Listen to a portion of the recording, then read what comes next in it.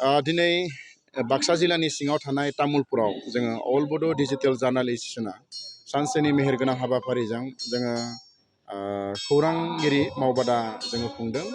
आरो बे खौरांगिरि मावबादाया जोबोद मेहेरगोनाङै जाफुंसारबाय आरो बे हाबाफारियाव जोङो फुंखा सुबुं महरै हांख्रायनानै लाबोदों जोङो क'क्राझारनि सिनियर जार्नालिस्ट आरो बिथाङा क'क्राझार प्रेस क्लाबनिबो बिथाङा बारग' आफादगिरि बिथां प्रितम ब्रह्म चौधुरी आरो सिनियर जार्नालिस्ट जों बयबो मिथिगौ बिथाङा दा सेन्टिनेलनि स्टाफ रिपर्टार बिथां अजित बसुमतारी आरो बेनि उनाव जोङो आसाम टक्सनि मेनेजिं डिरेक्टर फर्मार बारग' मेनेजिं डिरेक्टर बर'आ बिथांखौबो जोङो फुंखा सुबुं महरै हांख्रायनानै लाबोदोंमोन। बेनि उनाव दा क्रस कारेन्टनि एडिटर बिथां ध्रुबज्योति धनन्त्री बिथांखौबो जोङो आलासि हिसाबै हांख्रायनानै लाबोदोंमोन आरो बेजों लोगोसे बेवहाय बाहागो लाफैदों आलासि महरै दुलाराय बर' फरायसा आफादनि गाहाय नेहाथारि फनिन्द्र बसुमतारी आरो बर' साहित्य सभानि दैदेनगिरि बिथांमोन आरो बिथांमोनजों लोगोसे रहस्य जिथु मान्थलि एसामिस मेगाजिन बेनि सुजुगिरि बाबुरा बाहाक आसाम बिथाङाबो बेवहाय बाहागो लाफैदों आरो बिथांजों लोगोसे बे जायगानि तामुलपुर कलेजनि गोरायुं डक्टर जगेन बर' आरो लोगोसे तामुलपुर डिग्री कलेजनि प्रिन्सिपाल बिथां सर्बेश्वर ब्रह्म बिथाङाबो बाहागो लाफैदों। दा बेवहाय जोङो दिनै नैबे मावबादानि गेजेरजों जोंनि जे रिपर्टार्सफोर जोंनि जे खौरांगिरिफोर बे मावबादानि गेजेरजों निउसखौ माबायदि खालामनांगौ आरो निउसनि एथिक्स बेनि माखासे मिथिनांगौ बाथ्रा जोंहा दङमोन आरो जायनि गेजेरजों जों दिनै मिथिनो हाबाय आरो जोंनि निउसफ्रा सिगां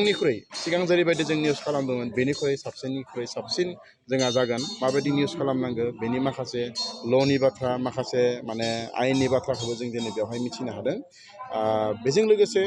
जोङो बे समाव जोङो मोनसे बाथ्राखौ बुंनांगोन दायो जोङो जोंनि गेजेराव निउस पर्टेलफ्रा माखासे बाथ्राखौ जोङो साननांगौ जादों। एखमबा जोंनि माखासे निउस कालेक्ट खालामनो थांनायाव दासिमबो जोंनि निउस पर्टेलनि रिपर्टार्सफ्रा जेरैबायदि सन्मान मोननांगौ बेबायदि जों मोना जेरैबायदि जोङो दैदेनगिरिफोरानो जा सोरबा साधारन सुबुङानो जा जोंनि निउस पर्टेलनि दैदेनगिरि बा रिपर्टार्सफोरखौ जेरैबायदि सन्मान जेरैबायदि आदर खालामनांगौ बेबायदि खालामनायखौ नुवा बिनि सोलायै गुबुन चेनेल सेटेलाइट चेनेल बा गुबुन हारिनि मानसिफोरखौसो बांसिन आदर खालामनायखौ जोङो नुनो मोनदों। दा ओंखायनो आं खावलायनो लुबैदों जिहेथु जोङो बर' निउस पर्टेला जोङो दिनै बर'फोरनि गामि गला जेसेबां उन्दै फिसा फिनला जेसेबां घटनाफोर दङ बेफोरखौ जोङो निउसाव जोङो फोसावबोगासिनो दङ। बर'नि रांखान्थि राजखान्थि समाजखान्थि धोरोम बायदिसिना बिथिं जोङो लिंहरनाय मिन्थिनाय जोङो निउसखौ जोङो फोसावबोगासिनो दङ।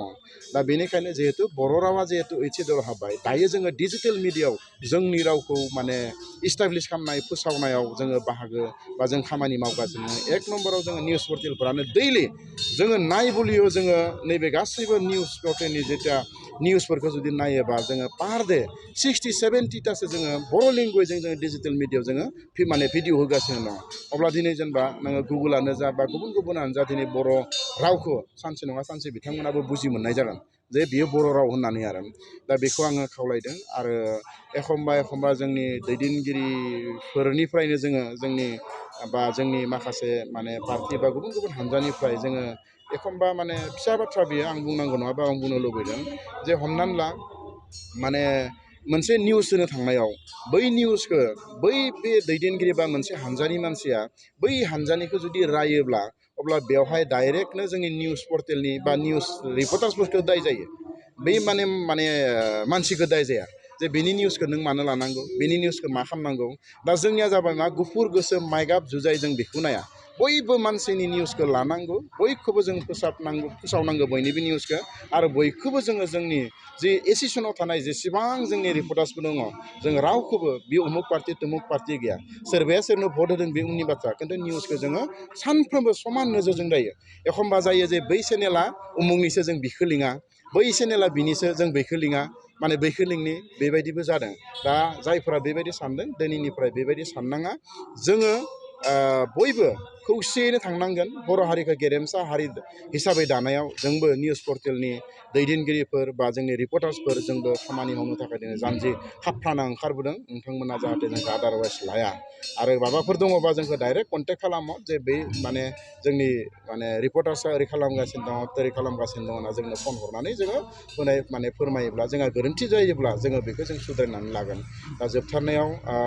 बयबो रायजो राजाया जोंनि निउस पर्टेलखौ अनसायनायनि थाखाय जोंनि निउसफोरखौ नायनायनि थाखाय पजिटिभ साननायनि थाखाय जोबोद साबायखर जासिबाय आरो जोंखौ इयुन समाव जोंनि निउस पर्टेलाव निउस होनायाव जोंनि रिपर्टार्सफोरखौ जाहाथे मोजां फारसेयाव नोंथांमोना जाहाथे जोङो सहाय खालामो बेनि थाखाय आं रायजो राजा नोंथांमोनखौ आखाइ खबजोबै आर'ज गाबनानै बेखिनिखौनो बुंनानै आं फोजोबबाय गोजोन्थों।